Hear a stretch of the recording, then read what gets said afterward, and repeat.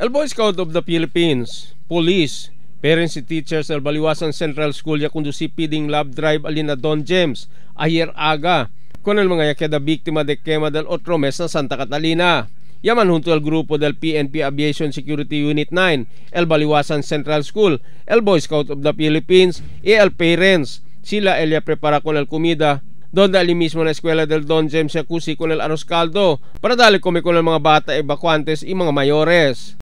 Si takikani kami ara na D. James Elementary School kay por causa tiene kami feeding program del Baliwasan Central School, mga institutional scouting committee, di amon mga parents, and then di amon mga Boy Scout, together tamen con el police del aviation security group del Alena Airport.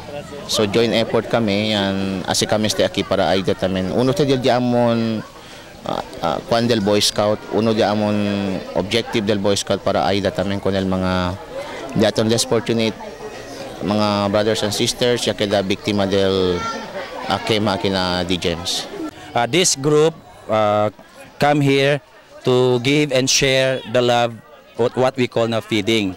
So este el tiempo ahora, in our own little way, dali kami con este ayuda, estaba de demon corazon, and also just last previous days ago, we celebrated the Hari Raya Eid al-Fitr. So in connection to that, in relation to that, so since most of the victim of fire here are our brothers and sisters Muslim, so we offer this day for them. So we conducted the Love Feeding 2016. Taki kami ahora takusi kami todo.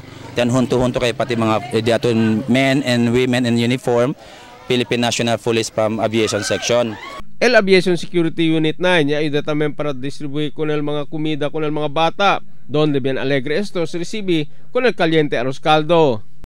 Actually, andito kami ngayon for the joint celebration of 21st PCR month together with the Boy Scout of the Baliwasan Central School and our team. Nag-joint effort kami for this activity for feeding dito sa Santa Catalina Don James doon sa mga na-affected ng sunog last month.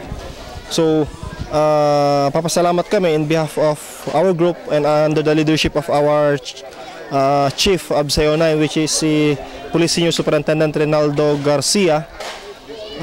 We are here conducting PCR month, and together with this, we're hoping continue pa yung advocate namin more on PCR to help those victims sa mga ganitong incident. Mientras tanto, na mismo tiempo, alina Don James Santa Catalina, el Chuchi Foundation junto con el Task Force Zamboanga, Philippine Navy y el Philippine Air Force se distribuye con el mga manta para con el mga cada biktima del quema. Cada uno ay recibe con el mga manta, depende si cuánto persona na un pamilya. Emil Tuban, Dateline Zamboanga.